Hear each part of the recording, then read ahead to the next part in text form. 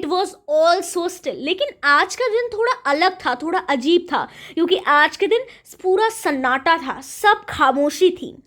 I had counted on the commotion to get to my desk without being seen. But of course that day everything had to be as quiet as Sunday morning.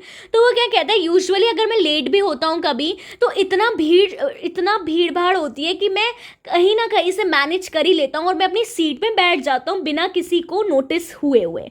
But आज का दिन बहुत ही अलग था। आज का दिन इतना शांत था, नहीं सकता था कि मैं बिन देखे, कोई मुझे ना देखे और मैं अपनी सीट में पहुंच जाऊं। ठीक है, that day everything had to be quiet as Sunday morning. वो कहता है कि आज का दिन बिल्कुल वैसा ही शांत था जैसे संडे मॉर्निंग को होता है। Through the window I saw my classmate. अब उन्होंने अपने विंडो से क्या देखा? He saw his classmates who are already in their places and M Hamel walking up and down with his terrible iron ruler under his arm. तो वो यहाँ पे क्या देखते हैं? वो देखते हैं कि उनके क्लासमेट सब लोग पहले ही बैठ चुके हैं, अपनी प्लेसेस ले चुके हैं और एम हैमिल जो हैं वो आगे पीछे चल रहे हैं और उनके हाथ में उनका जो टेरेबल आयरन रूलर है वो उनके आर्म के अंडर है, आर्म के नीचे उन्होंने पकड़ रखा है। I had to open the door and go in before everybody. You can imagine how I blushed and how frightened I was. तो यहाँ पे एम हैमिल क्या कहते हैं? एम हैमिल कहते हैं तो क्योंकि सब शांति थी तो मुझे उन सब के बीच से, उस शांति के बीच से मुझे क्लासरूम में एंटर करना पड़ा। और वो यहाँ पे बता रहे हैं कि आप लोग इमेजिन भी नहीं कर सकते कि मैं कितना ज़्यादा ब्लश कर रहा था, या मतलब कि ब्लश हियर मीन्स ज़्यादा मैं शर्मा रहा था और साथ ही साथ मैं कितना ज़्यादा डरा हुआ था। But nothing happened. लेकिन ऐसा कुछ भी नहीं हुआ जैसे मैंने एक्सपेक्ट किया था। M Hamel saw me and said very kindly, go to your place quickly little Franz, we were beginning without you. तो यहाँ पे फ्रांस कहता है कि लेकिन जैसा मैंने एक्सपेक्ट किया था वैसा तो कुछ हुआ ही नहीं। एम हैमिल ने मुझे देखा और बहुत ही प्यार से बोला मुझे कि जाओ अब तुम अपनी सीट पे फटाफट बैठ जाओ। We were beginning without you, हम तुम्हारे बिना ही शुरू कर रहे थे वरना। I jumped over the bench and sat down at my desk. Not till then, when I had got a little over my fright, did I see that a teacher had on his beautiful green coat. यहाँ पे France बताता है मतलब वो मैं overcome कर ही रहा था कि तभी मेरी नज़र जो है ना वो टीचर पे पड़ती है, जो कि और दिन से बहुत ही अलग लग रहे थे। कैसे अलग लग रहे थे? तो आइए देखते हैं। ये भी बहुत ज़्यादा इम्पॉर्टेंट है जो अभी वो टीचर का डिस्क्रिप्शन देगा। यहाँ पे बहुत ही इम्पॉर्टेंट है। This para is very very important for all of you for a board purpose. तभी मैं आपको हर एक चीज़ लाइन बाय लाइन पढ़ा रही हूँ, क्योंकि ये बहुत ही आपका इम्पॉर्टेंट है आपके 12th बोर्ड्स के लिए। तो यहाँ पे एम हैमिल का हम पे क्या है? डिस्क्रिप्शन है।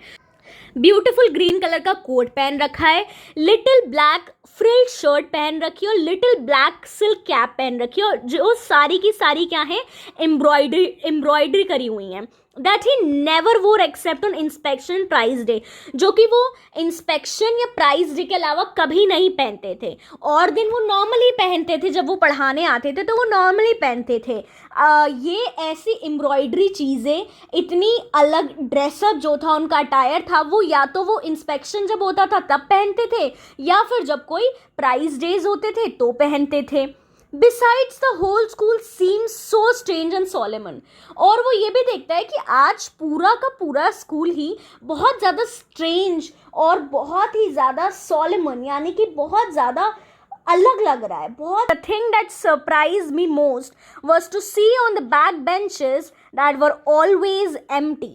But सबसे ज़्यादा उन्हें सरप्राइज वो चीज़ देखकर हुआ जब उन्होंने पीछे पड़ी हुई बैक बेंचेस देखी जो कि हमेशा खाली रहती थी, लेकिन आज वो खाली नहीं थी।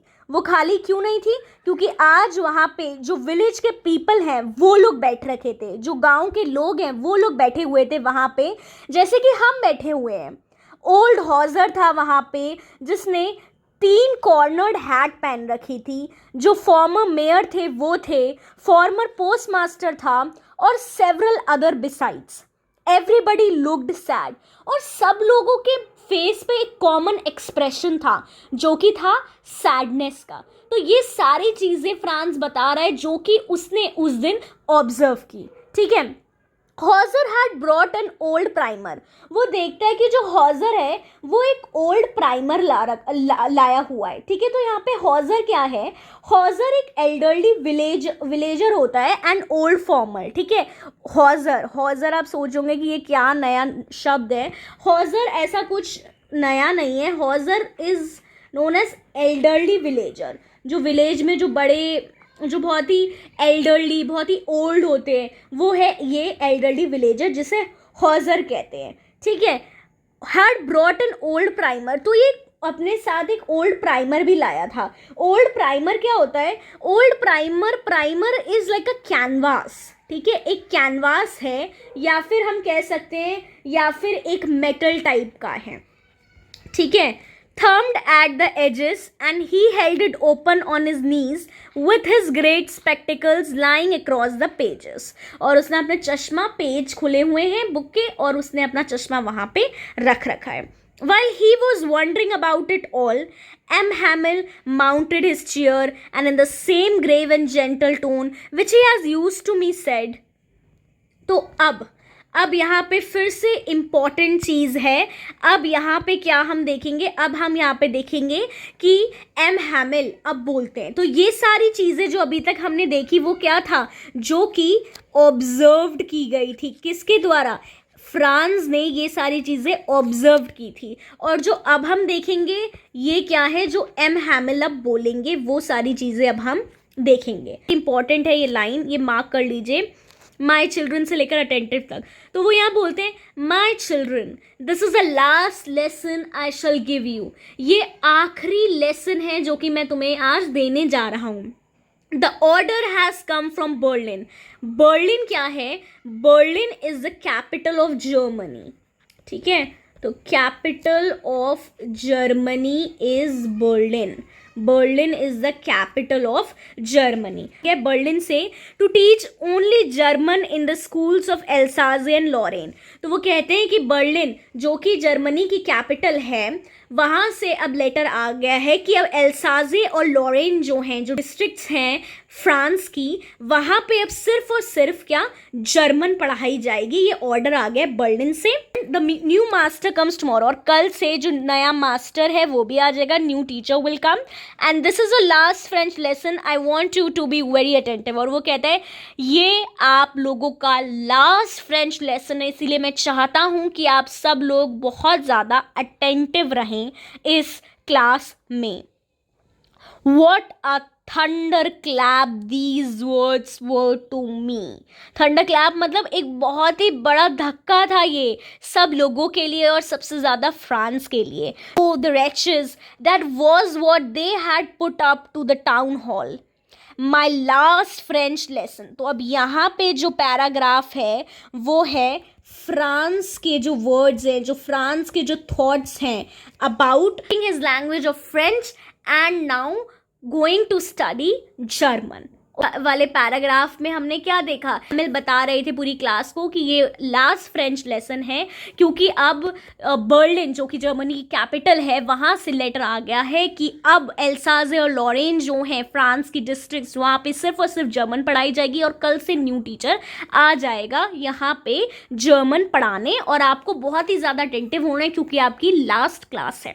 जैसे एम हैमिल ने ये बोला तो ये बहुत ही थंडर क्लैप की तरह, जोरदार धक्के की तरह लगे फ्रांस को, और ये अब जो नेक्स्ट पैरा है वो यही डिस्क्राइब करता है फ्रांस की feelings towards his language, towards his nation, जो कि हम अगले वीडियो में कंटिन्यू करेंगे। बहुत ही डिटेल एक्सप्लेनेशन दे रही हूँ आप सबको, और ये बहुत ज़्यादा डिफिकल्ट हो जाएगा अगर बहुत बड़ी वीडियो हो जाएगी आपके लिए भी देखने के लिए एक साथ, और मेरे लिए भी इसको अपलोड करने में, ठीक है। तो मैंने आज इतना सब कुछ कवर कर लिया। आज